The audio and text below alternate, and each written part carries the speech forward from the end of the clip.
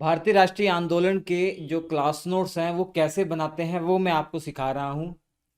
तो आज का हमारा टॉपिक है कांग्रेस का विभाजन। सूरत अधिवेशन हुआ था 1907 में। सूरत के अंदर अधिवेशन हुआ था, यहीं पर कांग्रेस के दो दल आपस में टूट गए थे, नरम दल और गरम दल। इसी के बारे में हमको चर्चा करनी है। इसी के नोट्स आप सीख जाएंगे कैसे बनाते हैं। आखिर मैंने आपको कैसे बताया, राष्ट्रीय आंदोलन अगर आप पढ़ रहे हैं तो किसी भी, चाहे यूट्यूब से पढ़ रहे हैं, ये कोर्स मैं जो चला रहा हूँ चाहे इससे पढ़ रहे हैं, या आप किसी किताब से पढ़ रहे हैं, स्पेक्ट्रम से पढ़ रहे हैं, उसको पढ़ने के बाद एक बुक आती है जिसमें चैप्टर वाइज क्वेश्चन दिए होते हैं। उस बुक का नाम आपको पता है, घटना चक्र है। उससे आप प्रैक्टिस कर लीजिए। प्रैक्टिस करने के बाद कॉन्फिडेंस आपको आ जाएगा कि भैया हाँ, ऐसे ऐसे क्वेश्चन इस चैप्टर से आते हैं। उसके बाद आप नोट्स बना लीजिए। तो देखिए नोट्स कैसे हैं, जो मैं आपके सामने प्रेजेंट करने वाला हूँ नोट्स ना। इस नोट्स को पढ़ने के बाद कोई भी जो क्वेश्चन एग्जाम में आया हुआ है इस चैप्टर से, वो करके देखिए, सारे हो जाएंगे। ये खासियत है इस नोट्स की। तो चलिए, 1907 में आपको पता है कि कांग्रेस का सूरत में अधिवेशन हुआ था। यहाँ विभाजन हो गया था, नरम दल और गरम दल। विभाजन क्यों हुआ था इसको समझने के लिए सबसे पहले गरम दल के नेताओं की और नरम दल के नेताओं की विचारधारा क्या थी वो आपको मालूम होना चाहिए। तो हम बात करेंगे नरम पंथियों की विचारधारा और फिर गरम पंथियों की विचारधारा। इन दोनों में क्या अंतर है वो मैंने आपको इस वीडियो में बता दिया है। देखिए, जो नरम पंथी थे वो क्या थे, उनको ब्रिटिश न्यायप्रियता पर पूरा विश्वास था। उनको मालूम था कि जो भी अंग्रेज नियम कानून से सिस्टम चला रहे हैं वो सही है। अगर हम उनसे कोई डिमांड करेंगे वो हमारी डिमांड पूरी कर देंगे। मतलब नरमपंथी सोचते थे कि अंग्रेजों को बस हमारी प्रॉब्लम का नहीं पता, अगर हमारी प्रॉब्लम उनके तक पहुंचा दी जाए तो वो जरूर पूरा कर देंगे। इसीलिए चिट्ठी के माध्यम से, पत्र के माध्यम से ये अपनी डिमांड को रखते थे अंग्रेजों के सामने। जब वो पूरी नहीं करते थे तो दोबारा चिट्ठी और पत्र लिखते थे। ठीक है, समाचार पत्रों में ऐसा अपनी डिमांड को रखते थे। तो ये इनका काम था। नरम, नाम से ही पता लग रहा है नरम पंथी, नरम दल के नेता हैं, तो विरोध नहीं करते थे। दूसरी तरफ गरम पंथी, लाल बाल और पाल का नाम आपने सुना ही है मुख्य तौर पर। लाला लाजपत राय, बाल गंगाधर तिलक, विपिन चंद्र पाल। तो ये जो लोग थे, इनका विश्वास था कि भैया प्यार से कुछ नहीं हो सकता। पहली बार तो डिमांड अपनी अंग्रेजों के सामने प्यार से ही रखते थे। अगर पूरी नहीं होती थी ना तो विरोध प्रदर्शन करते थे, चक्का जाम कर देते थे, हड़ताल कर देते थे, बहिष्कार करते थे। कहने का भाव ये है कि असंवैधानिक तरीके भी अपनाने के लिए तैयार थे गरमपंथी नेता। जबकि नरमपंथी नेता वो संवैधानिक दायरे में रहकर ही अपनी डिमांड करते थे। ये सबसे बड़ा अंतर है दोनों के बीच में। उसके अलावा जो नरमपंथी नेता थे ये वेस्टर्न एजुकेशन सिस्टम के सपोर्टर थे। जो भारत में, जैसे फॉर एग्जांपल के तौर पर अंग्रेजी भाषा है ना, इसके सपोर्टर थे। जबकि गरमपंथी नेता वो नहीं, वो कहते थे कि भारतीय शिक्षा को बढ़ावा दिया जाए। उनका वेस्टर्न एजुकेशन सिस्टम पर कोई भरोसा नहीं था, वो इसके आलोचक थे। ये इम्पोर्टेंट पॉइंट आपको याद रखना है। उसके अलावा यहाँ पर देखिए, ये स्वशासन की मांग करते थे नरमपंथी नेता। गरमपंथी नेता पूर्ण स्वराज की मांग करते थे।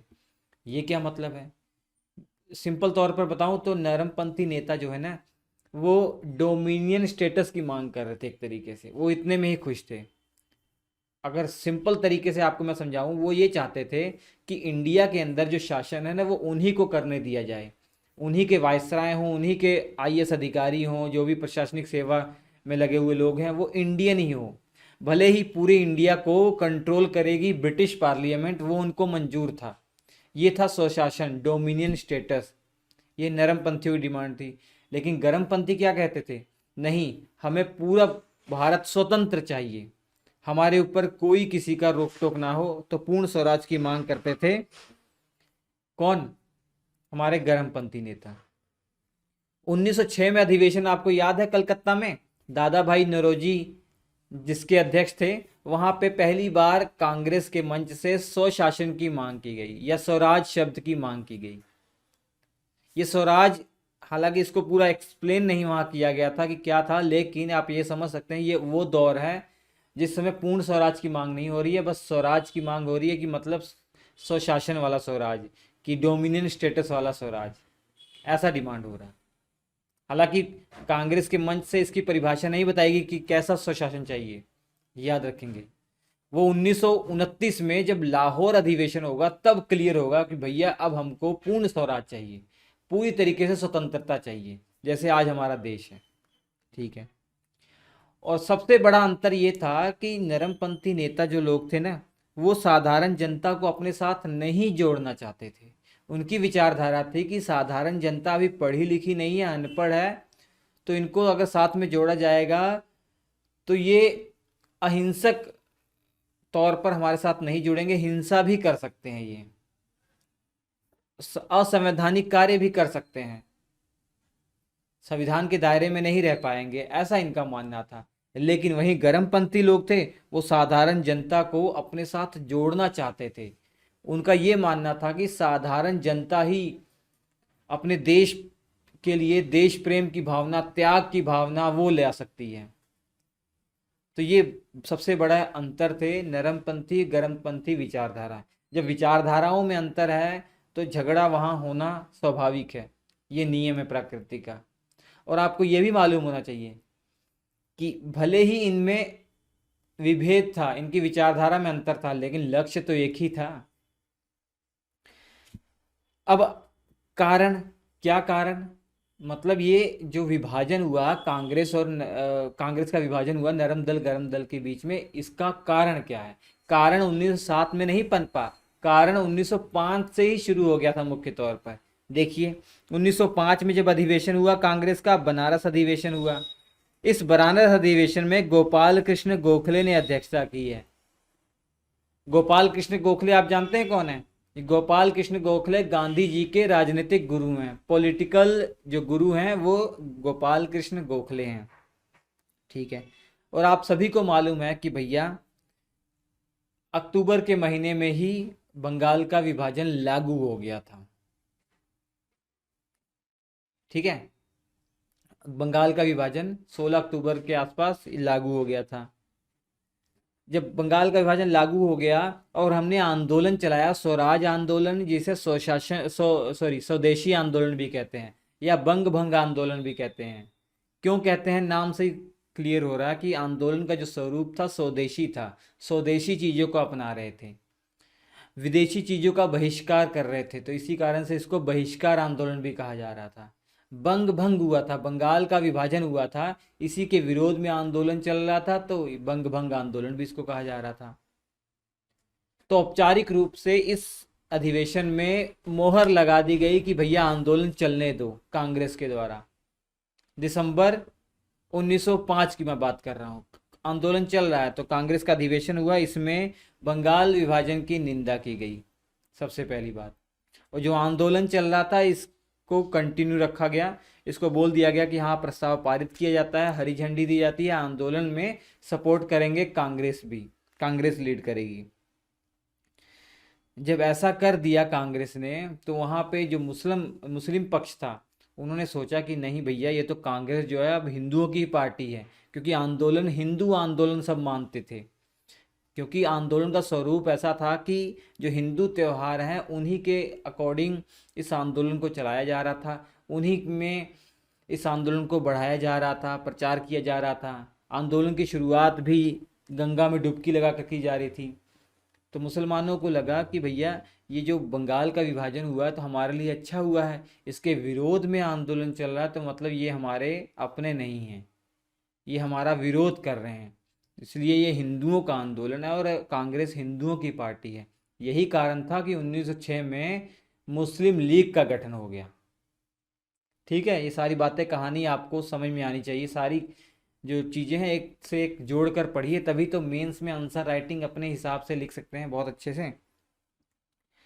यहाँ पर भी विवाद हो गया था 1905 के इस अधिवेशन में। विवाद ये हुआ था, हालांकि कांग्रेस ने स्वीकार कर लिया आंदोलन को चलाना, लेकिन आंदोलन कैसा होना चाहिए इस बात को लेकर नरम दल और गरम दल में विवाद हो गया। नरम दल के नेता कहते थे कि संवैधानिक तरीकों से आंदोलन चलना चाहिए, जबकि गरम दल कहते थे कि नहीं, ये जो आंदोलन है संवैधानिक हो चाहे असंवैधानिक सारे काम हम करेंगे, पूरा राष्ट्रव्यापी हम बहिष्कार करेंगे, जबकि नरमपंथी कह रहे थे कि नहीं, केवल बंगाल में ही बहिष्कार कीजिए, बंगाल से संबंधित मामला है तो बंगाल में वो जो है आप बहिष्कार कीजिए ना, पूरे देश में बहिष्कार करने की क्या जरूरत है, ऐसा कहना था किसका? कांग्रेस का, सॉरी, हाँ सॉरी, गरम दल नरम दल वालों का, ठीक है। और दूसरी बात, नरम दल के नेता कहते थे कि बहिष्कार केवल विदेशी वस्तुओं का हो, यूरोपीय वस्तुओं का हो, बाकी सब चीज़ों का बहिष्कार नहीं होना चाहिए। जबकि गरम दल के नेता कहते थे कि नहीं, बहिष्कार करना है ना तो सभी चीज़ों का पूर्ण बहिष्कार होना चाहिए। मतलब चाहे नौकरियां हों सरकारी अंग्रेजों के अधीन, चाहे उनके स्कूल हों, उनके कॉलेज हों, सबका बहिष्कार होना चाहिए। बच्चों को स्कूल कॉलेज से छोड़ देना चाहिए, लोगों को नौकरियां छोड़ देनी चाहिए। तो पूर्ण बहिष्कार की मांग कर रहे थे गरम दल। तो इस बात को लेकर यहाँ विवाद हो गया 1905 में। तो विवाद यहाँ से शुरू हो रहा है मेन, ठीक है। इसके अलावा 1905 के इस अधिवेशन में ऐसा काम हो गया कि गरम दल के नेता और भड़क गए। क्या हो गया? नवंबर 1905 में आए हुए थे देश के अंदर प्रिंस ऑफ वेल्स, वेल्स के राजकुमार। यूनाइटेड किंगडम में एक क्षेत्र है वेल्स, वहाँ के राजा थे जॉर्ज पंचम। आगे चलकर पूरे ब्रिटेन के राजा ये बनेंगे। अभी तक इनके पिता हैं पूरे ब्रिटेन के राजा, और उस समय ये वेल्स के राजा थे, प्रिंस ऑफ वेल्स। ये आए हुए थे नवंबर 1905 में भारत में। और जो भी बड़ा अधिकारी चाहे आता था इंडिया में, चाहे कोई राजा आता था ब्रिटेन से, तो ये ट्रेंड चला आ रहा था कांग्रेस में कि उनके स्वागत का प्रस्ताव पारित करते थे। भले वो जो स्वागत करते थे वो अंग्रेजों को मालूम हो या ना मालूम पड़े, लेकिन वो स्वागत प्रस्ताव पारित कर देते थे। ऐसे ही प्रिंस ऑफ वेल्स के स्वागत का प्रस्ताव पारित हो गया। इसके विरोध में थे गरम दल के नेता। गरम दल के नेता कहते थे कि भैया, एक तो हमारा बंगाल विभाजन अंग्रेजों ने कर दिया, और दूसरी आप उनका स्वागत कर रहे हैं, ऐसा नहीं होना चाहिए। तो नवंबर 1905 में प्रिंस ऑफ वेल्स आए थे, मार्च 1906 तक ये भारत में रहे थे। इनका स्वागत प्रस्ताव अगर पारित हो गया तो गरम दल के नेता बताइए खुश रह पाएंगे? वो नाराज हो गए। तो 1905 का ये अधिवेशन गर्मा गर्मी में निकल गया। अब अगला साल 1906 आया, इसमें कलकत्ता अधिवेशन हुआ। इस अधिवेशन में नरम दल के नेताओं ने सोचा कि भैया उनका जो कैंडिडेट है रास बिहारी घोष साहब, याद रखिए घोष मैं कह रहा हूँ, बोस नहीं, घोष।